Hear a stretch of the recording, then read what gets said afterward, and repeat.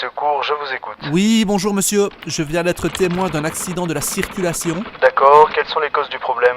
Le conducteur m'a dit qu'il s'était endormi et ça a l'air assez grave. Très bien, je vous envoie une patrouille, on arrive tout de suite.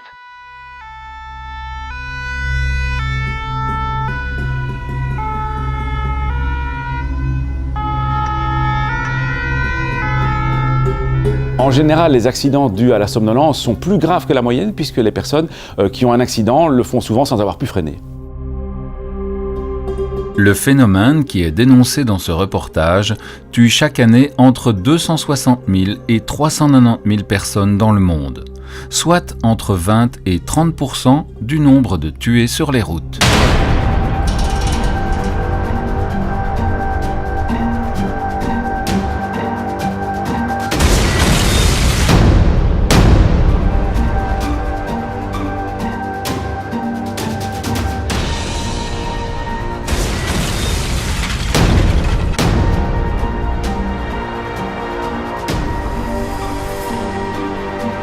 Ce reportage contient 2 parties.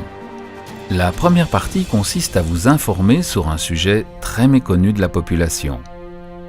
La deuxième partie, elle, reprend des questions qui ont été posées aux différents intervenants ainsi que leurs réponses.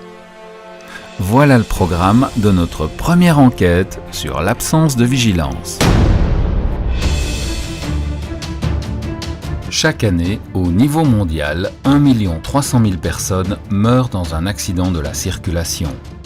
Le phénomène qui est dénoncé dans ce reportage tue chaque année entre 260 000 et 390 000 personnes dans le monde, soit entre 20 et 30% du nombre de tués sur les routes. Un camion qui sort de la route sans explication, un autocar qui percute une file à l'arrêt, une voiture qui percute un rail de sécurité sont des drames qui arrivent fréquemment. Il suffit de regarder le journal télévisé pour s'en rendre compte. En Belgique, la somnolence est responsable de 10 à 20% des accidents mortels sur nos routes et entre 20 et 30% des accidents mortels sur autoroute. Cette réalité est loin de constituer un phénomène anodin. En Angleterre, 25% des accidents sont dus à la somnolence. Aux États-Unis, 100 000 accidents sont dus à des conducteurs souffrant d'absence de vigilance. Chaque année, 1500 personnes décèdent aux États-Unis suite à ce type d'accident. Moi, je considère en fait que la somnolence c'est vraiment un problème de société. Donc, et je crois qu'il faut que vraiment la population en prenne conscience du risque qu'elle court en étant somnolent. Tout le monde est soumis à cette problématique. Tout le monde va rencontrer des alternances de veille et de sommeil qui vont se produire à différents moments de votre journée.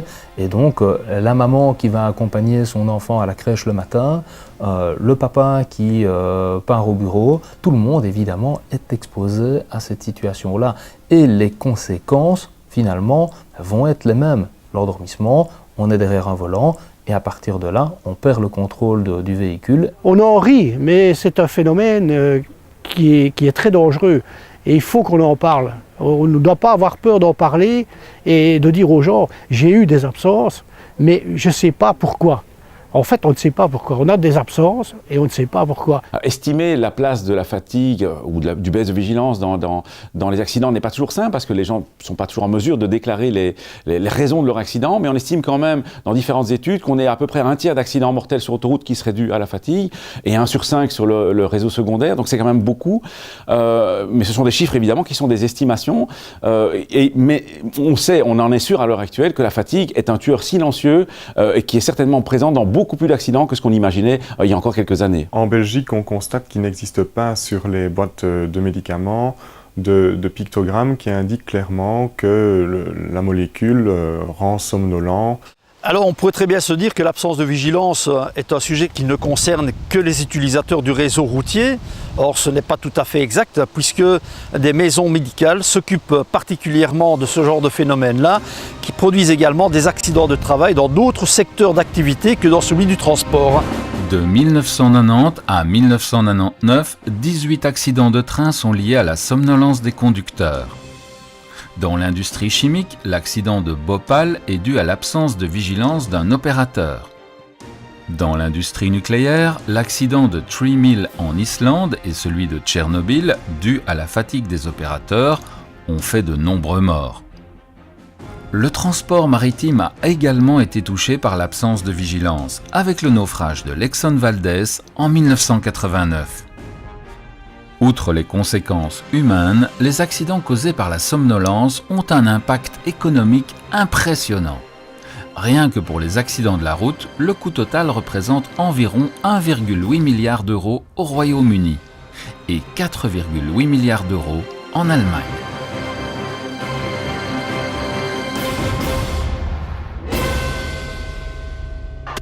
Il ne faut pas mettre dans le même panier les situations d'absence de vigilance et de distraction. L'absence de vigilance due à la somnolence, c'est tout à fait différent, même si les résultats malheureusement peuvent être parfois les mêmes que quelqu'un qui est distrait par son GSM ou qui est en train de chipoter à son autoradio, où là on va plutôt parler de distraction au volant. Potentiellement, on peut tous être exposés à ce phénomène. Que ce soit un conducteur particulier, une maman qui va conduire son enfant à l'école, un chauffeur professionnel, même éventuellement un pilote d'avion, un conducteur de train. Tous les usagers de la route ont ce problème. On peut mourir d'un accident lié à la somnolence. Tout se passait très bien pendant plusieurs années et à un moment donné, j'ai commencé à avoir des coups de pompe, des coups de fatigue.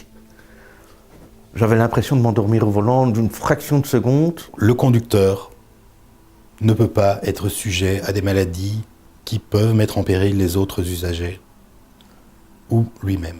On se rend compte qu'entre deux générations, on a perdu pratiquement 2 heures de sommeil. Les raisons sont multiples. Beaucoup de personnes prennent également donc, des médicaments pour calmer la toux. Et dans une certaine catégorie de médicaments contre la toux sont très assoupissants, justement. Donc, contrairement à la Belgique, en France, on remarque que sur les boîtes de médicaments sont apposés des pictogrammes clairs qui indiquent si la molécule peut être responsable de déficit de l'attention ou de somnolence lors de la conduite de véhicule. Donc voilà un exemple d'une molécule qui donne pas mal de somnolence. On remarque que sur l'emballage, rien n'est clairement indiqué. Et quand on déballe la notice, on se rend compte que peu de gens vont probablement la lire en détail. Donc les patients stockent chez eux des boîtes de médicaments contre la toux, des sirops, des comprimés, et à la moindre occasion, ils le ressortent, mais ils ont oublié qu'il y a des effets secondaires assez élevés de somnolence, ou en tout cas de perte de vigilance. Soit il ne le savait pas, et là il suit un traitement, il sera déchu du droit de conduire, et au terme de son traitement, il pourra peut-être recommencer à conduire, soit il savait qu'il était malade et il ne l'a pas déclaré. Alors là, la déchéance du droit de conduire peut être beaucoup plus sévère. Le juge pourrait prononcer une peine allant jusqu'à la déchéance définitive du droit de conduire. Concernant les distances de freinage, il est évident que la distance va être différente d'après la vitesse à laquelle on va rouler, également de quelle manière on va avoir l'information. Sans m'en rendre compte, je sortais à un moment où j'étais après 1 heure, 2 heures sur l'autoroute de Liège. Une fois que j'ai dépassé Maastricht, on est vraiment sur une belle ligne droite pour aller jusqu'à Rotterdam. Là, j'avais des scores à 7 sur 10, sans m'en rendre compte. Donc j'étais quasi endormi. Alors que je portais des lunettes, que j'ai réalisé un pré-test pour une étude scientifique, et que j'ai quand même un état de santé que je qualifie de bon à très bon. J'étais au volant de mon camion en 1990 sur une autoroute en Allemagne en direction de Munich. Et puis je suivais une voiture depuis quelques kilomètres et je la voyais bien loin devant moi et puis je ne sais pas ce qui s'est passé. Ça a été le trou noir. En mars 2015, mon frère et moi sommes allés en Suisse. Et en quittant la région vers 17h, j'ai repris l'autoroute où nous avons fait plusieurs haltes pour prendre un café, pour souper. Et arrivé sur le 411, arrivé à hauteur de Esch-en-Reffel, je ne sais pas, j'ai vu le panneau pour la station-service où je me suis dit je vais faire le dernier plein avant de rentrer sur Bruxelles et je ne sais pas ce qui s'est passé, j'ai eu un blackout. Le véhicule a carrément été déporté sur la bande de gauche, il y avait justement des travaux à ce moment-là, j'ai percuté 2 piquets rouges et blancs et c'est le bruit de l'impact qui m'a carrément sorti de ma torpeur. Je ne sais pas ce qui s'est passé, est-ce que la voiture a freiné ou pas, je ne sais pas, je n'ai pas vu, c'était le trou noir et en fait j'ai repris conscience. Parce que j'ai percuté l'auto. Est-ce qu'il a freiné? J'ai même pas vu, j'ai rien vu. J'ai juste percuté l'auto. Je n'avais pas conscience des problèmes de polysomnolence. Je ne savais même pas que ça existait. Et quand j'ai été opéré, l'anesthésiste m'a conseillé de voir un spécialiste pour le sommeil. Et là, quand les résultats sont tombés, ça a été le rideau noir. L'absence de vigilance lors de la conduite d'un véhicule, ou même l'absence de vigilance tout court, est un sujet particulièrement préoccupant. Tout le monde peut l'avoir. La mère de famille, le père de famille, le grand-père, la grand-mère, que l'on soit petit, grand, gros, mince, une femme, un homme, tout le monde peut avoir des absences de vigilance lors de la conduite d'un véhicule. En réalité, c'est un phénomène tout à fait naturel qui aujourd'hui est étudié par le monde médical. Et dans ce reportage, vous allez pouvoir constater un peu quelle est l'ampleur du problème, qui est un problème de sécurité publique. Alors en fait, le constat a été qu'il y a énormément d'accidents de la route, mais également dans d'autres types de transports et dans l'industrie qui sont liés à des personnes qui s'endorment, donc notamment voilà, au volant d'un véhicule. Donc les statistiques sont assez effarantes. On estime à peu près que 20% des accidents sur tout le réseau routier sont liés à la somnolence. Par exemple, un accident mortel sur 3 sur autoroute est aussi estimé lié à la somnolence. L'absence de vigilance. De quoi s'agit-il exactement? En fait, tu es là, tu tiens ton volant, tu roules, tu conduis, puis c'est le mur total, le noir. Et puis, hop, ah tiens, voilà, c'est revenu. Ça dure quelques microsecondes. C'est pas long, mais t'es pas là. Tu es déconnecté de tout, tu ne vois rien. Tu ne vois pas le paysage qui défile, tu ne vois plus rien. Alors potentiellement, on peut tous être exposés à ce phénomène. Il suffit qu'on soit dans des situations monotones, qu'on y associe par exemple une privation chronique de sommeil ou même une privation aiguë si on fait une nuit blanche. On aura des performances non seulement dans le traitement des tâches cognitives, mais aussi dans le traitement des temps de réaction qui seront donc altérés. La somnolence, c'est quelque chose qui est parfois difficile à appréhender, mais c'est en fait un moment qui se situe entre l'éveil et le sommeil. Donc c'est une période de transition qui peut être parfois de plusieurs secondes, qu'on a tous par exemple lorsqu'on va s'endormir le soir. Donc il y a cette période de transition entre la veille et le sommeil, mais qui apparaît également en journée à certains moments. Alors il y a des somnolences qui sont tout à fait physiologiques, comme par exemple la somnolence de la sieste. Dans les pays du Sud, eh ben, on pratique la sieste, donc là c'est une somnolence qu'on va dire physiologique. Et puis il y a la somnolence qu'on appelle pathologique, qui est une somnolence qui est involontaire, qui est incontrôlable et qui perturbe les activités quotidiennes, qui empêche un fonctionnement normal. Alors cette somnolence, ça peut être soit un état d'hypovigilance, c'est-à-dire que le patient est un peu comme ça, un peu dans le gaz pendant toute la journée, mais ça peut être aussi vraiment des accès d'endormissement qui peuvent comme ça apparaître à plusieurs moments de la journée. Alors ça peut être également aussi, la somnolence, ça peut être également une inertie du sommeil. C'est quelque chose qui est aussi important à savoir, c'est qu'il y a des patients qui ont parfois du mal à sortir du sommeil.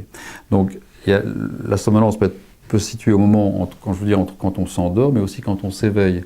C'est-à-dire qu'il y a parfois certaines personnes qui ont une difficulté à sortir du sommeil et qui ont un état comme ça de somnolence dans la demi-heure ou le quart d'heure qui suit donc l'éveil.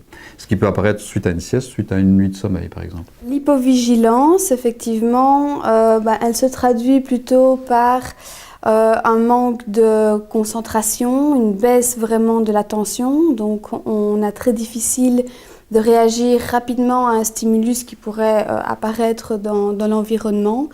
Donc on est beaucoup moins performant finalement dans l'exécution d'une tâche, on est moins concentré, moins vigilant. L'absence de vigilance, ça peut être qu'on est toujours éveillé, mais simplement que la perception, le traitement des informations de l'environnement dans lequel on est altéré. Donc c'est un peu comme si on était dans un mode sur pilote automatique, un peu un mode par défaut. Ça peut se rapprocher parfois de certains états hypnotiques dans lesquels on peut être. Et où la commande, donc le temps de réaction va être altéré. En fait, quand on est au repos, on a un réseau cérébral avec différentes régions. Il y a des zones clés qui sont connectées ensemble, qui forment un réseau qu'on appelle le réseau en mode par défaut. Et on peut se retrouver dans des situations monotones avec ce type de réseau qui s'enclenche, où il y a une altération de la vigilance et donc un temps de réaction altéré. Si on laisse évoluer cet état, on peut même aller vers de la somnolence et un endormissement, où là, alors, il y a une absence totale de réaction. C'est surprenant. On sait qu'il s'est passé quelque chose, mais on ne sait pas quoi. J'ai pilé sur les freins, mais en fait, il n'y avait personne devant moi. Et je sortais de ce trou noir. Avant mon accident, j'avais quand même du mal à comprendre comment les gens pouvaient manquer de vigilance au volant. Je me dis, quand on conduit, on assume, on s'arrête, ainsi de suite. Depuis que ça m'est arrivé, je comprends beaucoup mieux maintenant. Je juge beaucoup moins sévèrement les gens. Je pense à ces chauffeurs routiers, à ces chauffeurs de car, aux personnes qui font des longs trajets, qui doivent dormir le long des autoroutes, qui sont dérangés par le bruit, par les gens qui klaxonnent, par les moteurs de voitures et tout. Donc, disons que je juge beaucoup moins sévèrement les gens qui ont une absence de vigilance parce que ça peut arriver à n'importe qui, à n'importe quel moment. Que vous ayez bien dormi, que vous ayez mal dormi, à n'importe quel moment. La somnolence, finalement, concerne tout le monde. Tous les individus peuvent vraiment ressentir ce phénomène de somnolence puisqu'elle a un caractère qui est physiologique, normal au cours de la journée et puis peut être favorisé par d'autres facteurs plus importants. Il peut y avoir un trouble de la vigilance sans qu'on soit spécialement endormi, mais on sait qu'il y a un genre de continuum quand on est dans une phase d'endormissement où il y a une altération de la vigilance et puis un ralentissement du rythme au niveau de l'électroencéphalogramme, donc du rythme de l'activité cérébrale, et qui va progressivement vers l'endormissement, donc c'est-à-dire vers un stade 1 qui est le sommeil léger, puis après qui peut se compléter vers un stade 2 qui est un sommeil déjà un peu plus consolidé, ou après le sommeil lent profond, c'est un stade 3. Mais ça, il faut un peu de temps pour y arriver. Mais les transitions entre éveil et sommeil sont des moments toujours un peu clés, et ce n'est pas brutal, ce n'est pas on-off, comme on peut le penser parfois. On peut avoir des lambeaux de sommeil et puis être réveillé pendant 10 secondes, et puis 3 secondes de sommeil et puis être réveillé. Donc il y a toujours quelques phases de transition qui peuvent durer et se faire sur quelques minutes. Le phénomène d'absence de vigilance au volant, beaucoup de chauffeurs l'ont, mais peut-être ne s'en rendent pas compte. Et certains s'en rendent compte, mais ont peur d'en parler, peur de perdre leur place, de se faire critiquer. Ouais, t'es un mauvais chauffeur, t'en dors au volant. Du début où j'ai commencé à travailler comme chauffeur, jusqu'à la fin de mon opération, je n'avais pas conscience de mon problème de santé. Et l'anesthésiste qui m'a endormi pour l'opération de mon épaule m'a conseillé de voir un spécialiste du sommeil. Là, j'ai fait un test et quand le résultat est tombé, là, ça a été le rideau noir. Il y a une espèce de tabou dans la société actuelle parce qu'il y a une crainte de perdre son emploi. Et ça, c'est un vrai problème. Alors, les patients nous le disent quand ils sont chauffeurs professionnels, ils veulent bien se confier au médecin, mais parfois, ils sont tellement méfiants qu'ils ne nous le disent même pas. Au niveau du cannabis, la consommation entraîne des troubles de la vigilance et peut être délétère pour la conduite de véhicules. La recherche au service de notre sécurité. Non loin du campus universitaire de Liège et à un jet de pierre du centre hospitalier universitaire du Sartillement, lieu dans lequel nous avions rencontré le docteur Julien Faniel, la spin-off Phasia s'est développée autour de nouvelles technologies. Elles permettent de définir avec beaucoup de précision le degré d'éveil d'un individu. Grâce au travail réalisé par une équipe multidisciplinaire, cette société dirigée par Clémentine François et Jérôme Wertz développe des logiciels et des équipements innovants en matière de prévention des risques liés à l'absence de vigilance. Ces solutions permettent de prévenir l'endormissement d'un individu, mais également de dépister les personnes à risque. Le but est de pouvoir développer des politiques de bien-être au travail, d'accompagner ces personnes et d'éviter de graves accidents de la circulation, mais aussi des accidents de travail dans l'industrie. Actuellement, il existe la Convention collective de travail numéro 100, qui concerne l'alcool et la drogue sur le lieu du travail. Alors, pourquoi ne pas innover en dépistant les personnes à risque, celles qui pourraient être victimes d'une absence de vigilance, et tout comme le prévoit la CCT 100, accompagner ces personnes pour plus de sécurité sur nos routes, mais également sur le lieu du travail. Il y a différentes méthodes pour détecter, déterminer l'état de somnolence d'une personne. Donc on pourrait penser aussi à tout ce qui concerne déjà l'activité cérébrale, donc avec des électrodes qu'il faut passer sur le cuir chevelu. Cette méthode est considérée comme étant vraiment la référence maintenant dans un milieu opérationnel. C'est évident que ce n'est pas du tout envisageable. Il y a des méthodes qui regardent l'œil, donc l'analyse des mouvements oculaires permet vraiment de déterminer de façon très précise et très fiable quel est l'état de la personne. Donc on peut aller vraiment dans une précision en termes de somnolence. Donc on ne passe pas juste d'un état éveillé à un état somnolent. On peut vraiment avoir tout un range de valeurs, donc un range d'états de somnolence. Puis il y a d'autres techniques qui se basent sur l'activité cardiaque, la conductance de la peau. Donc effectivement, la petite bague Stop Sleep qu'on peut trouver actuellement sur le marché se base sur la conductance de la peau. Mais bien souvent, ces technologies-là permettent simplement de déterminer si une personne est en état de veille ou en état de somnolence, mais ne permet pas d'aller précisément rechercher différents stades de somnolence et donc de pouvoir prévenir suffisamment tôt finalement la personne qu'elle est en train de s'endormir et donc de devenir un danger sur la route. Au niveau de l'étude que nous avons menée ici avec FASIA et avec l'Université de Liège, on a plusieurs premières conclusions, premières tendances. La toute première, c'est que l'utilisation de ce dispositif permet de pouvoir mesurer la problématique de la somnolence au volant, et déjà même sur des petits groupes étudiés, on remarque déjà près de 10% du trajet qui est effectué. Les travailleurs se retrouvent sur un score de plus de 5 sur 10 sur l'échelle de la somnolence. Je rappelle, 0 est une personne parfaitement éveillée, 10 est une personne qui est totalement endormie, et donc on fait déjà 10% du trajet en étant déjà à moitié somnolent, à moitié endormi, en tout cas au-dessus d'un seuil qui peut représenter un danger. Ensuite, les autres tendances que nous avons pu remarquer, c'est toujours cette association avec les facteurs individuels et les facteurs professionnels. On remarque que parmi les facteurs individuels, l'effet du genre n'a pas pu être mesuré parce que, comme dans la majorité des travaux qui sont faits sur la somnolence, on les réalise dans le secteur des transports, et que le secteur des transports est associé à une très grande population masculine. Et donc, dans le cadre ici de l'étude qu'on a réalisée, on est également dans les mêmes tendances. L'avantage d'analyser les mouvements oculaires, c'est qu'on peut vraiment aller rechercher énormément d'informations au niveau de l'œil, donc les mouvements des paupières, les mouvements du globe oculaire, d'en extraire toute une série de paramètres oculaires qui sont indicateurs de l'état de somnolence. Donc l'œil reflète vraiment l'activité du cerveau, et donc finalement cela nous permet d'avoir différents stades de somnolence et donc de pouvoir prévenir suffisamment tôt une personne que son état de somnolence devient trop important et donc dangereux pour continuer à conduire un véhicule. Et vous n'avez pas peur que la technologie permette à certains employeurs dans le secteur du transport routier de licencier des gens parce qu'ils seraient soumis peut-être un peu plus que d'autres à cette problématique d'absence de vigilance? Je pense que la sensibilisation au phénomène doit être effectivement prise en considération. Je crois qu'il est important pour un employeur de pouvoir déterminer effectivement aussi son employé est plus sujet qu'un autre à ce genre de phénomène, et à ce moment-là peut-être d'adapter les horaires de cet employé-là en particulier. Voilà, je suis arrêté après 450 km dans ce périple de 1000 km pour tester la somnolence et l'absence de vigilance.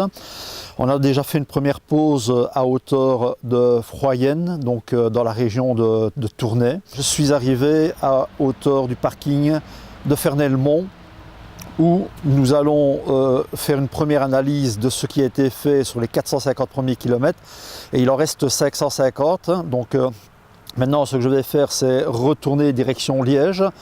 Liège, je vais reprendre l'autoroute direction Bruxelles, Bruxelles-Ostende, et Ostende, je vais revenir par la nationale 49 qui revient vers Éclos et puis vers Anvers.